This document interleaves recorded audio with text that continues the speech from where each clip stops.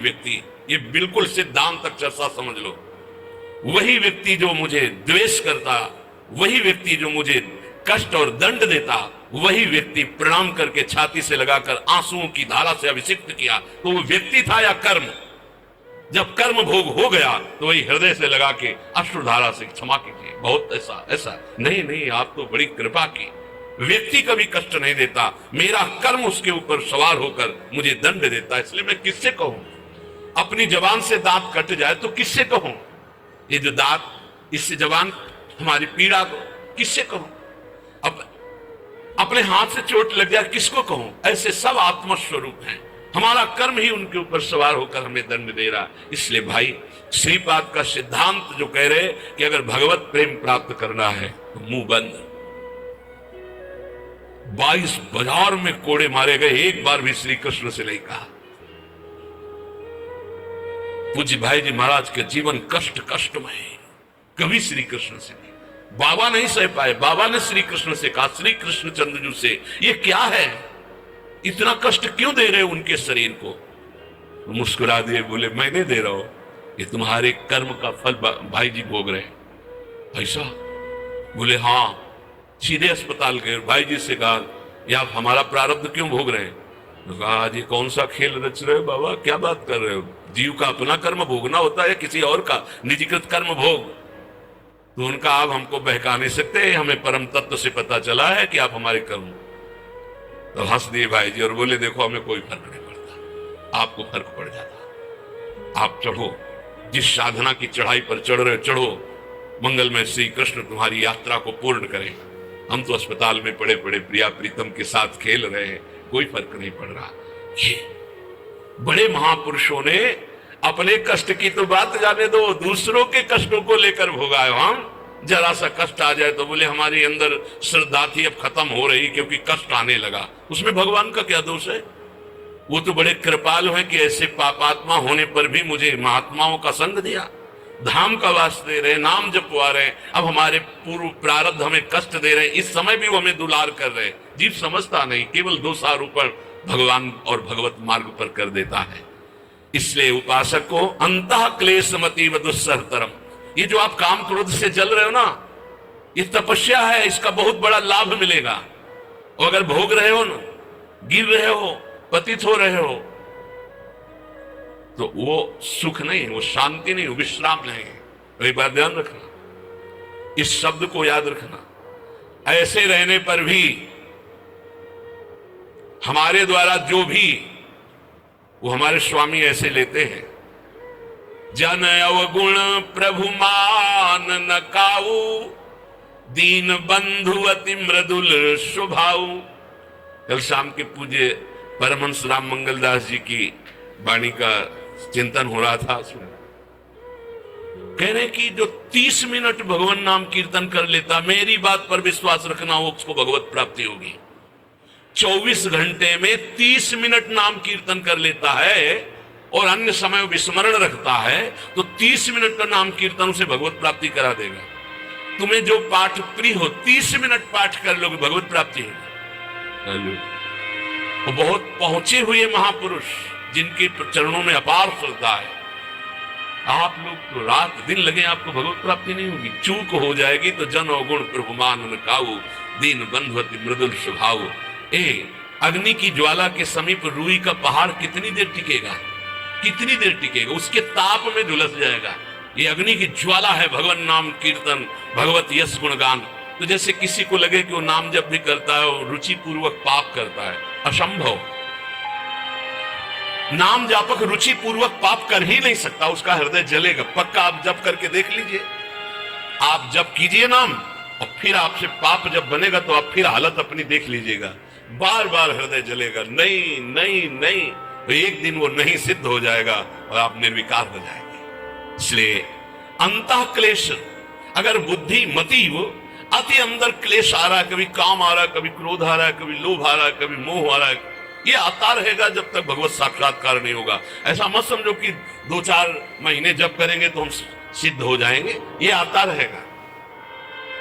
ये बहुत भागवतिक शक्ति से संपन्न है विकार, कोई साधारण नहीं है कि तुम माला जपोगे वो नहीं आएगा। माला जपते समय ही आएगा वो, ये भागवतिक शक्ति से संपन्न काम क्रोध लोभ मोह तब त्रिभुवन को परास्त कर रहे हैं। ये भगवान के पावर से शक्तिमान है। तुम्हारा अहंकार जब गलित हो जाएगा तो इनका आना ही बंद हो जाएगा। जब तक अहंकार रहेगा तब तक ये आते रहेंगे। तो जो तुम्हारे अंदर जलन हो रही, मत कहो किसी से, सह जाओ, यही तपस्या हो जाएगी, यही भगवान की प्राप्ति का हेतु हो जाएगा। प्रभु के लिए थोड़ा कष्ट सहकर आप आगे बढ़कर देखिए वो कितना आपको प्यार देते हैं। यही कष्ट सहना है, आंतरिक विकारों को सहना, बाहरी प्रहारों को सहना, कभी किसी से ना कहना, ये भक्तों का स्वभाव।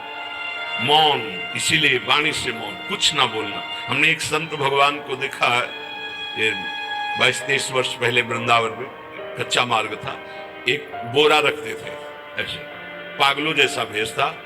जब रात्रि के 11 बजे वापस यमुना किनारे से प्रसाद पाके यमुना किनारे गए, यमुना किनारे से जब लौटते थे तो उनको देखते थे अकेले बैठे, उनकी मुद्रा देख के लगता था भगवदानंद में डूबे हुए। नजदीक बैठे, बोरा उठाया, चल दिया। अम्मी पीछा छोड़ने वाले थे नहीं, पीछे तो उनका क्या बात है, क्यों पीछे? अब संत वेश हमारा में तो मर्यादा से ही बोलेंगे, कुछ नहीं, केवल जानना चाहते हैं आपको।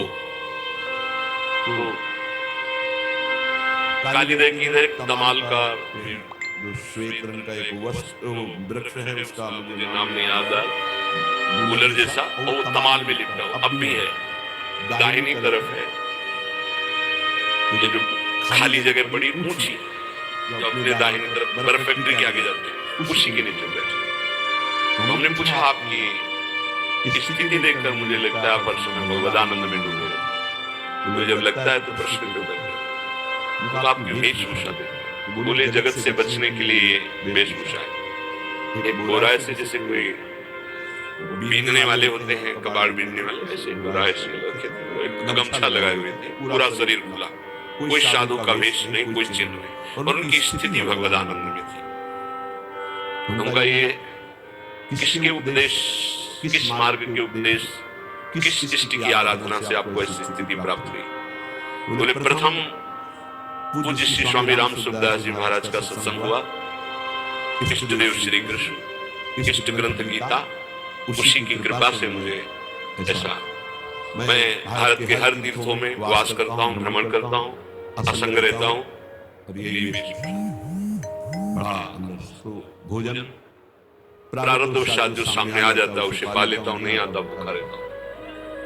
तो अगर हम मधुकरी ले आवे, कभी आप जैसे पा लेंगे, बोले दे देंगे तो पा लेंगे। दूसरे दिन मधुकरी लेकर रोज हमारी उनके चरणों में श्रद्धा, क्योंकि उनका रहना और चिंतन दोनों, रहनी और चिंतन बड़ी प्रशंसनीय। जो वीतराग परमहंस हो गया, अक्षर सा वैसे कुछ बात सुने, केवल बोरा वो नाटक के लिए बोरा की कोई समझे कबाड़ बिनने वाला, वो एक गमछा से रंग बिरंगा, बस कुछ नहीं, कोई भागवतिक चिन्ह नहीं। एक दिन देखा वो बड़े मक्खियां भिनभिना रही, नजदीक गए, क्या हो? चुप जाओ, इनका बोली ना, बोले वमन और शौच दोनों हो रही है, शरीर बिगड़ गया है, तो उनका औषधि के लिए हम व्यवस्था, बोले इसलिए कि आप बच जाइए। उनका हमें बता तो दीजिए क्यों नहीं? बोले आया हुआ प्रारब्ध है, इस मास के भोगना है।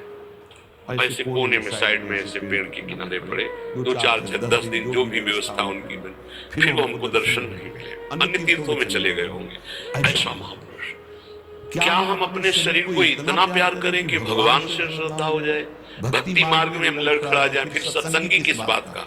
ये पक्का समझ लीजिए, ये जो भगवत मार्ग है ये शूरवीरता का मार्ग है, सहन करने का मार्ग है। जितने भी महापुरुषों के चरित्र आप पढ़ करके देख लीजिए, भगवान के चरित्र से भी ज्यादा लाभ भक्त चरित्र सुनने से इसलिए होता है कि हमको लगता है कि हमारे जैसा जन्म लेकर इतना कष्ट सहकर इस ऊंचाई पर पहुंचे, ये बड़ी बात है कि वो जीवत्व से हमारी तरह पैदा होकर ईश्वरत्व हो जाता है। इसलिए भक्त चरित्र में विशेष बल हमको प्राप्त होता है। क्या क्या कष्ट सहते, और आप खुद देख लीजिए, आपको जितना कष्ट है उससे बड़ा सुख है कि नहीं, अंदर देख लीजिएगा तो इसी से अनुमान लगा लीजिए, जितना बड़ा कष्ट उससे कई गुना बड़ा सुख भगवान देते हैं, तभी वो उनका यश गाते रहते हैं। ऐसे थोड़ी होता है कि हमारे भगवान का भजन करते हमारे साथ न्याय नहीं हुआ। न्याय तो सही बात नहीं हुआ, नहीं तो तुम्हारी दुर्गति हो जाती है।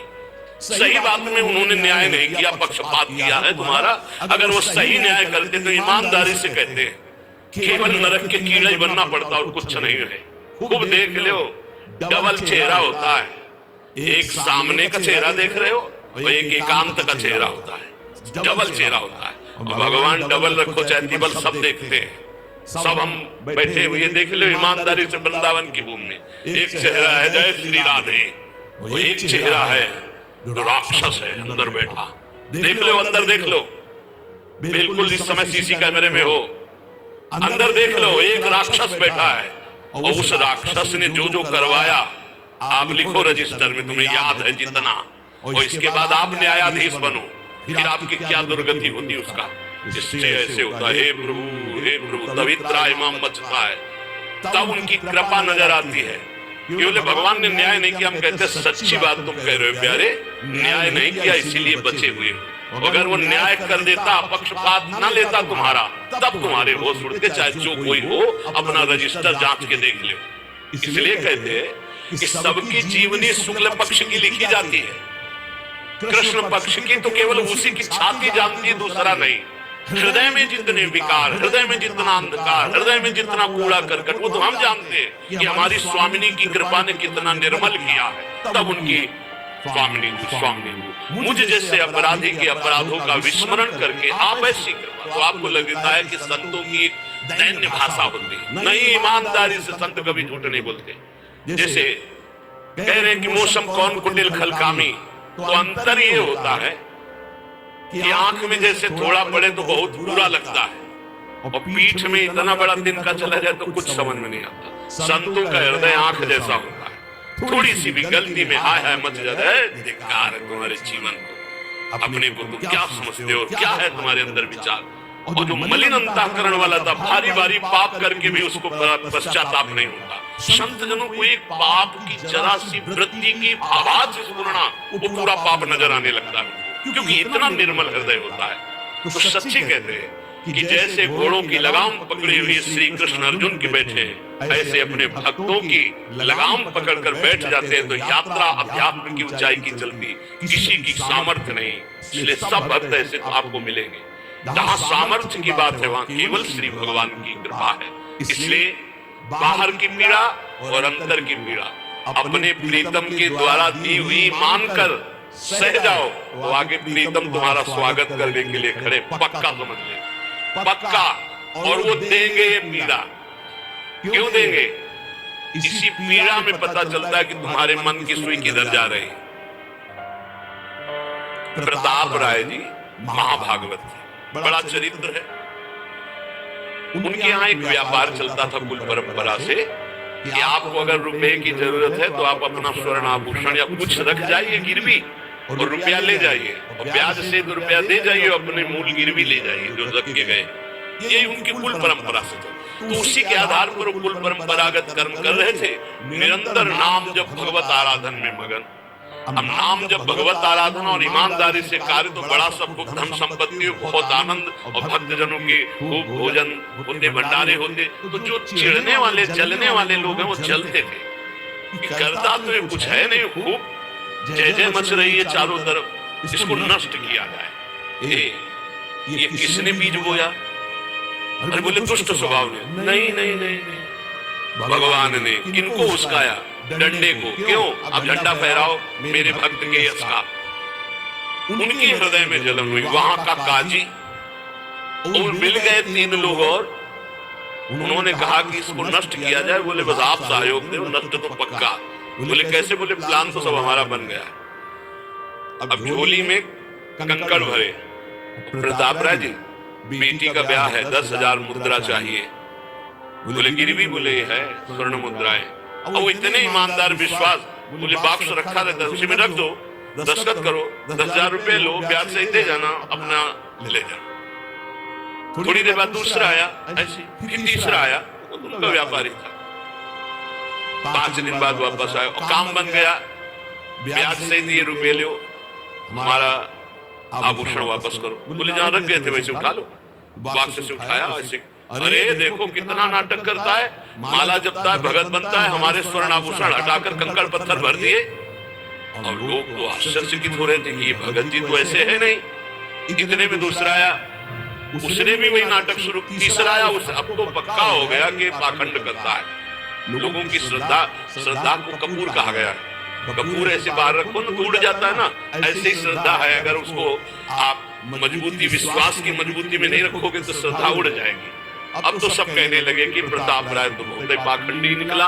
अब हाहाकार मच गया। इसके बाद काजी, वो तो सब मिले हुए थे, काजी ने बादशाह के सामने बात पेश की। काजी के इशारे से बादशाह ने हुक्म दिया इनको बंदी बना लिया जाए, सारी संपत्ति जब्त कर ली जाए। अब